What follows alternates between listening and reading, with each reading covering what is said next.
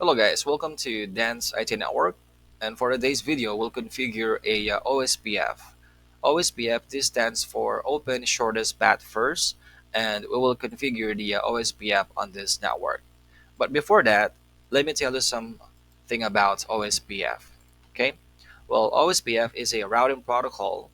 It uses the link state protocol. Okay, and when we say link state, these are the router that are talking to other routers, communicating to each other, and learning how are the other routers are connected to the other neighbors. Okay, and with that communication, they can actually picture a map of network topology on how all neighbor routers are connected to each other. Okay, when we say neighbor, it's just not the router neighbor, but also other routers neighbor. Okay, and by that means they can have multiple paths to take to communicate to each other, right? And the goal in the OSPF is to choose the best path and the shortest path, and this will actually based on the bandwidth and the path cost. So the shorter the path and the lower the cost and the better the bandwidth, then it will be considered as the priority for routing. One good thing about the OSPF is it can actually quickly adapt on a network.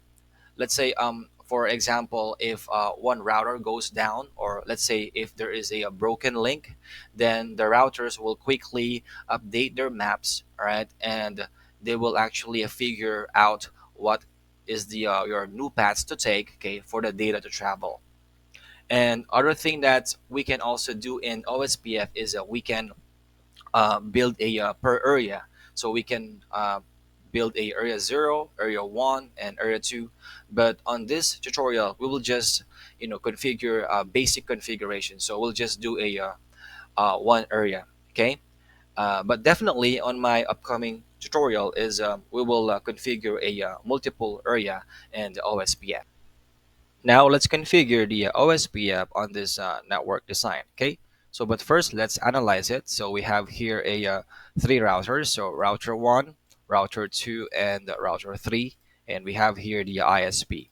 So this ISP here, this will not participate in the OSPF. So we'll do something different in here. We'll set up a default route. Okay, and these are the IP addresses that we'll be using. I already labeled them. So in here from R1 to R2, it's the 10.10.10.4/30. It is subnetted, okay? And the first IP on this network will be the 10.10.10.5, and we'll register that on the R1's gigabit port 0/0. And then the 10.10.10.6 will be registered on the R2 gigabit port, the 0/0. Okay, and then this PC then is on the network 192.168.1.0/24. Okay, and we'll put the IP address on this PC, the 192.168.1.100, and then on the gigabit 0/1 on the R1 would be then the first available host on this network IP address, which is 1.1. Okay, so let's configure first all of the IP addresses. We'll start with this computer, and then after this computers, we'll go to the routers and then to the ISP. So I'll open this computer. I'll go to the IP configuration, and then I'll input the IP address 192.168.1.100, and then subnet mask is 255.255.255.0. Okay, and then the gateway should be the first available host on the network. It's 192.168.1.1. Okay, and I'll close this. Let's go to the next computer.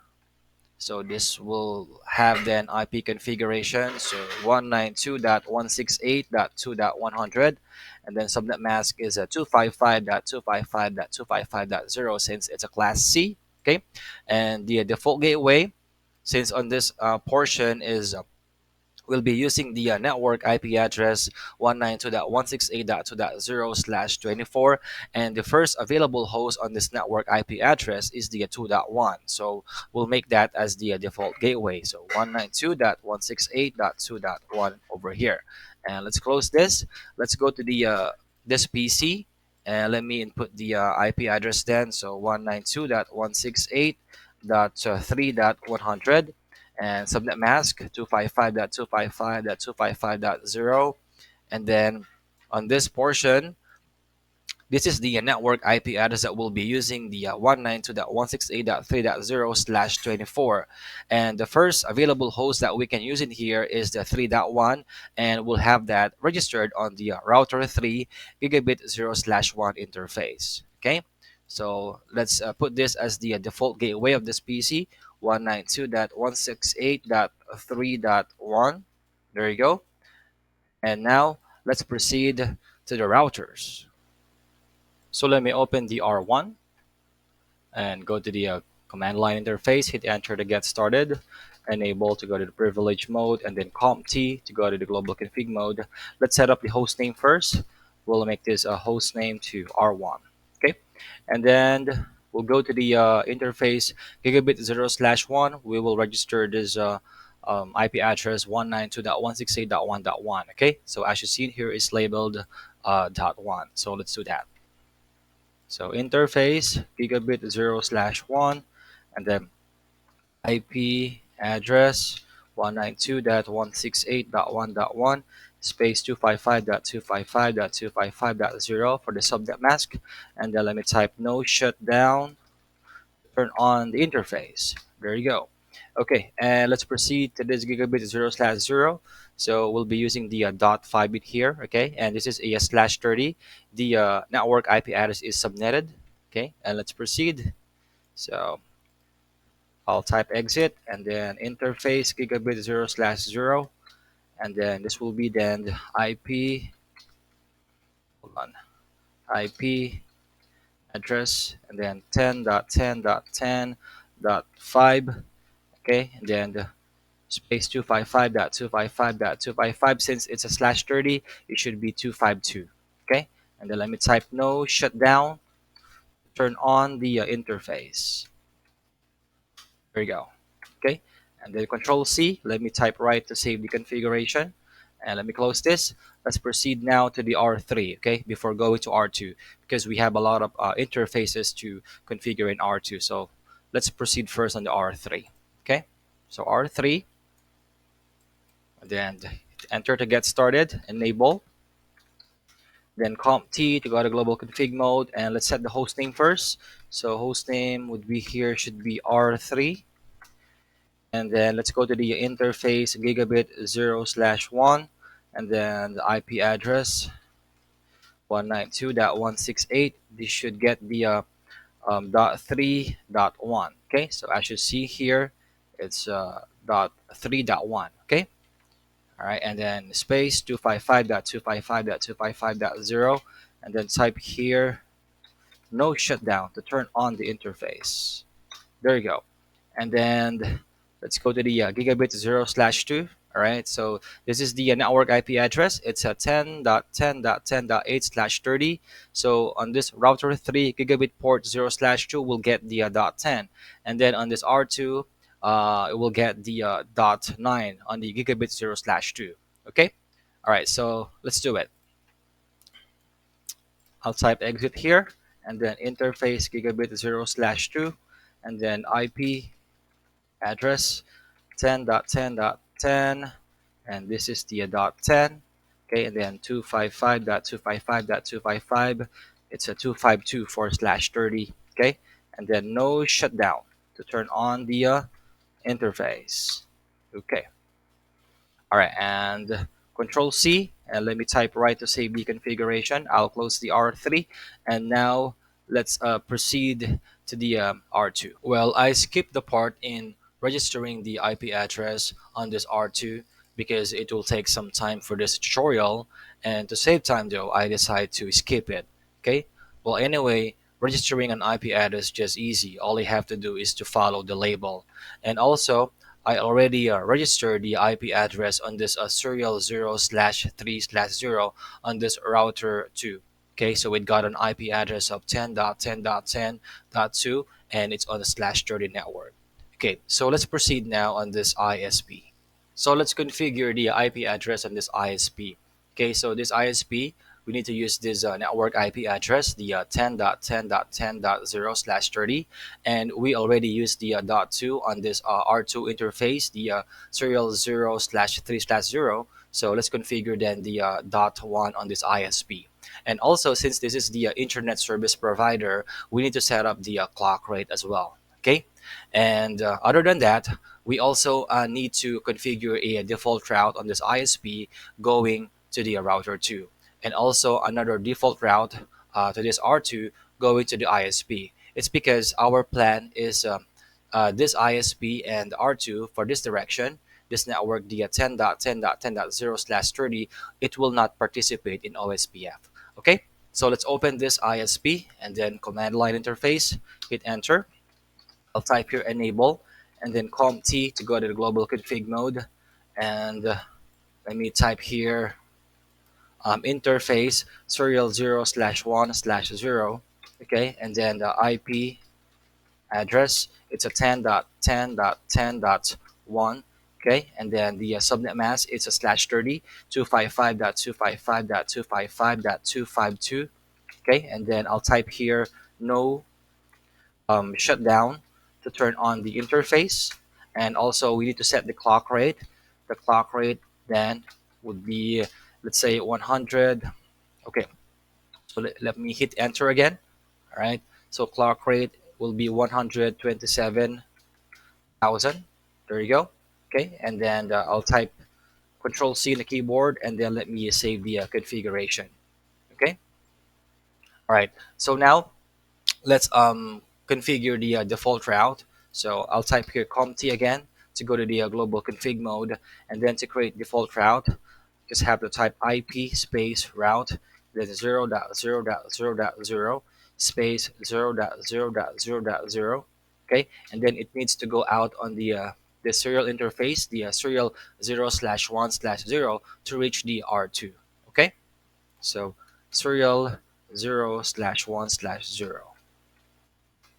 Okay, so we got here message default route without gateway. If not point to point, interface may impact the performance, but we're good to go in here. Okay, since this is just a router to router connection.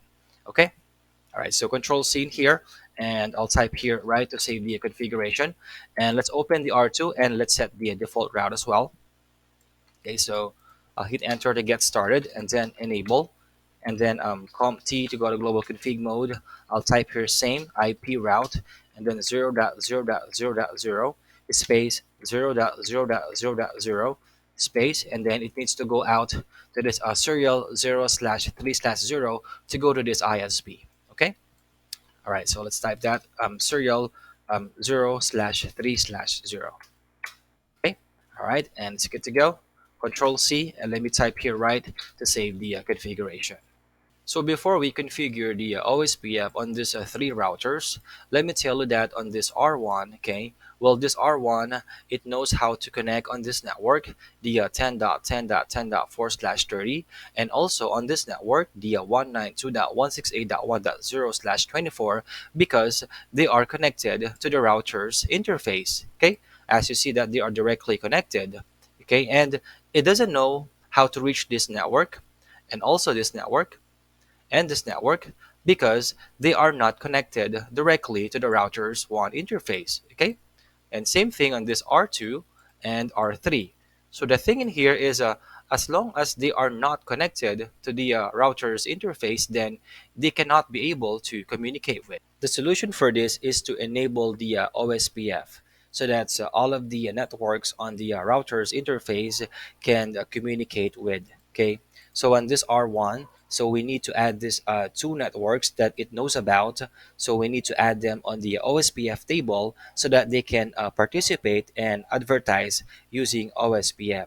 And same thing on this router 2 that it knows about.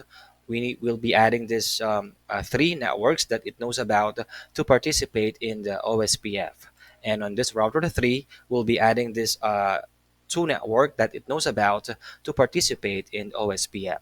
So let's go first on this R1.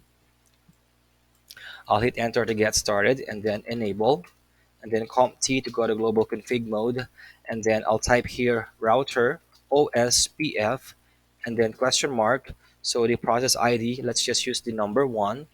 Okay, and then next I'll type here router dash ID, and then since we are on the R1, we can just type here 1.1.1.1.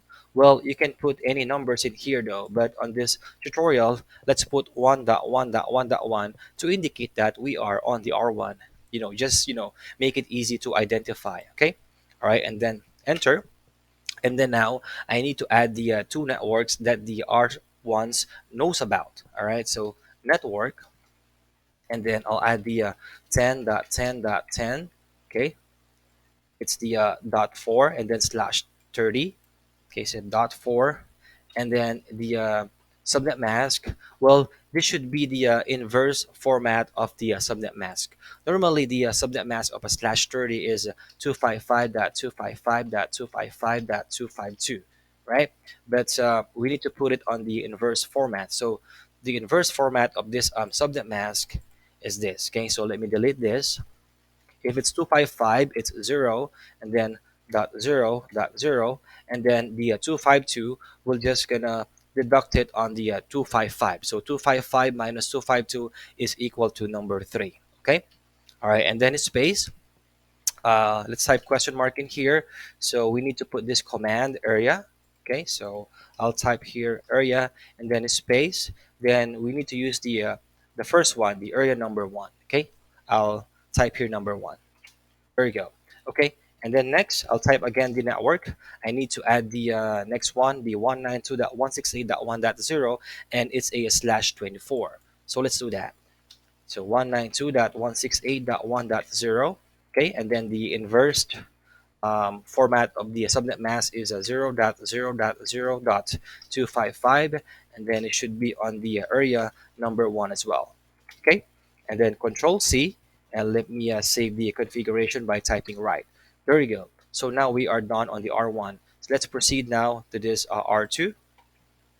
Okay, I'll hit enter to get started, enable, and then Comp T to go to the global config mode. All right, and then let me type here router OSPF. Then we'll be using the same process ID, which is number 1, and then router dash ID. Since we are on the router 2, let's just use then the 2.2.2.2. Okay, and then the network that we need to participate and advertise using OSPF. Okay, so we have 3 networks. This is the first one, the second, and the third. So let's put first the 10.10.10.4 slash 30. Okay, so 10.10.10.4. Okay, since it's a slash 30, the inverse format of the subnet mask is a 0.0.0.3 space, and it should be on the area number 1. All right, and I will use the up arrow key to use the same command because I'm just going to change this number 4. So the next network is dot 8. All right, so I'm just going to change this to, hold on, something's happened. All right, so we got this message. It says in here OSPF process number 1. So the number 1.1.1.1 on the gigabit 0 slash 0 from loading to full. Okay, so what this means is actually the router number 1 was able to track that. So we joined this 10.10.10.4 to the OSPF, and that is good. Okay, all right, so let's continue in configuring the OSPF. Okay, so let me just hit enter in here. All right, and then I will use the up arrow key again, and I will change this number 4 to dot 8. Okay, all right, I'll hit enter, and we have one more network to input the 192.168.2.0 slash 24. Okay, so network, and then 192.168.2.0, and then space subnet mask is a 0.0.0.255, and it should be on the area 1 as well. Okay, there you go, and then Control C, and then let me now save the configuration. Okay, and then I'll close this, and let's move now to the R3. Okay, all right, so I'll hit enter to get started and then enable again, and then Comp T to go to global config mode, and I'll type here router OSPF, same process ID should be number 1. Okay, and then router dash ID. Since we are on the R3, let's just use then the 3.3.3.3 3. Again, though, you can use any numbers in here, but on this tutorial, let's just use this combination to make it easy to understand and identify. Okay. All right, and then the network that we need to participate in OSPF are, let's say here, the 3.0/24. Okay, let's put that. So network base 192.168.3.0, and this is a slash 24. So we need to input here 0.0.0. Let's say 255. So this is the subnet mask, I mean inverse format of subnet mask of slash 24, and this should be also on the area number 1. Okay, and then last one, so we need to type here network, and then let's see here, so we need to put this 10.10.10.8/30. Okay, let's do that. All right, so type here 10.10.10, and then dot 8. Okay, and then space, so 0.0.0.3, and should be on the area 1 as well. Okay, so control C, and then I'll save here the configuration. Let's open the R2. Okay, let's check. I'll hit enter, and then I'll type in here show run. Okay, spacebar, spacebar, spacebar, spacebar. Let's double check because we have a lot of networks that we add in here, right? So the router 1 OSPF, it's correct, and 2.2.2 for router ID. Okay, and these are the three networks that we add though. All right, the 10.4, 10.8, and the 192.168.2.0. Let's see though. All right, so this is the 2.0, this is the 10.4, and this is the 10.8. Okay, well, it's good to go. All right, and let's try to view the routing table. All right, so I'll type here show IP route. Okay, all right, let's see here. All right, so as you can see here, this is the routing table. So meaning if it is displaying on the routing table though, so definitely is this router 2 can actually reach that network. All right, so what we're gonna focus in here is the letter O. All right, so this is the O, meaning it stands for OSPF. So it can actually see the 1.0 network using the OSPF. All right, and also it can see the 192.168.3.0/24 using OSPF. So let's see though. So we are on this router, all right, and this is the 3.0 network. So as you can see in here, even if it is not connected now on its interface, then it can actually connect to this network, all right, because it is showing on the routing table. So using the OSPF, and also this is the 1.0 network. Even if it's not connected to the routers 2 interface, then the router 2 can see this network using the OSPF. All right, because as you can see here, it's displaying. It is showing on the routing table. All right, and this is the static route that we create. Okay, the default route. All right, and let's try to open the R1. Okay, all right, and let's view the IP route, the routing table. So I'll type here show IP route. There we go. And let me spread this for you. Okay. All right. So as you can see in here, this is the OSPF. So it can see the 10.8. All right. /30. And also OSPF, it can actually see the 2.0 and the 3.0. So let's see. All right, so this is the 2.0. Okay, it can actually see it, and also this 10.8, and also this 3.0. So if it is displaying or showing on the routing table, then definitely we should be able to ping. So let's try though. Let's say I want to ping from this PC to this computer over here. Okay, let's try. I'll type here ping, then ping 192.168.3.100, and there you go. So we can actually ping. All right, and let me try to ping the 2.100. Right, let me put another 0 to that 100.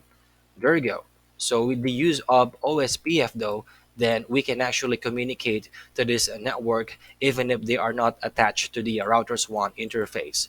So how about this? Let's try to ping from this PC to this ISP. Let's try though, okay?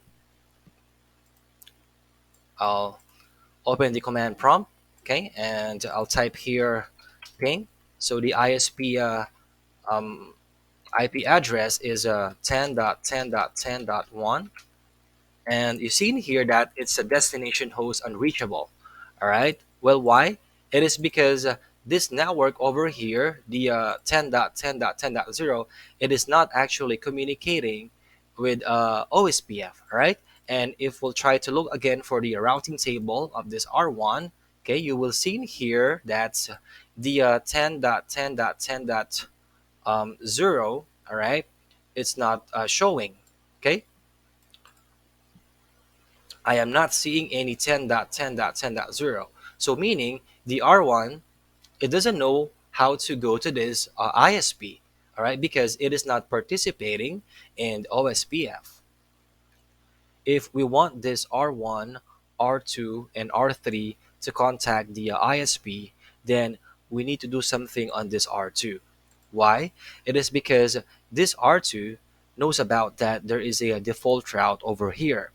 Okay, and aside from that, this R2, it knows about that there is a OSPF going on in here, so these routers are communicating using OSPF. So we need to configure something on this R2. All right, and we'll do that though. So we'll open this R2 and I'll hit enter to get started. I'll type here enable and then COMT to go to the global config mode, and let's go to the router OSPF, then number one. Okay, so I'll type here question mark.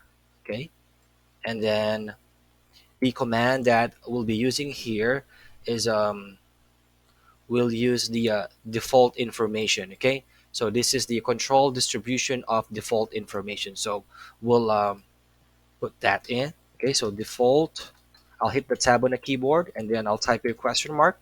So I'll type this originate, means that distribute a default route. Okay, that's good. So I'll type here originate. So tab, so default dash information originate. Okay, I'll hit enter and then control C and let me save the configuration.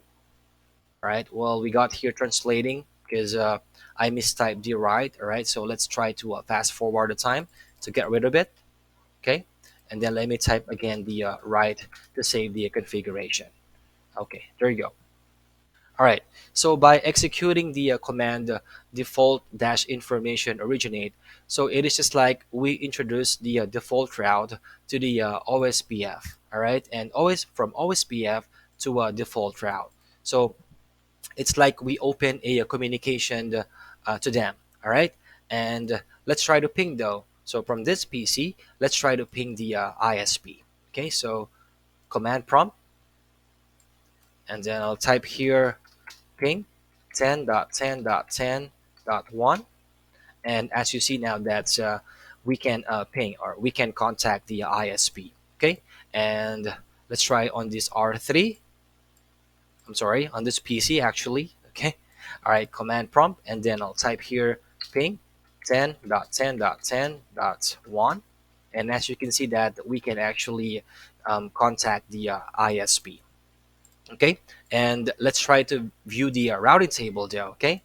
Before we end this video, um, this is you'll see. So show IP route. There you go. And you'll see in here.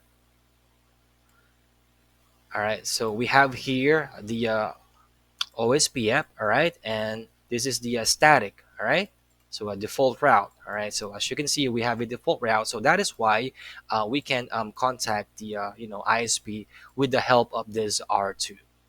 Okay, if you like this video, please do subscribe to my YouTube channel. It's Dance IT Network to get more updates about Cisco CCNA. And if you have any questions, suggestions, or requesting for a video tutorial, you can email me on danceitnetwork@gmail.com, or you can just put it on the comment section below. Thanks. Bye.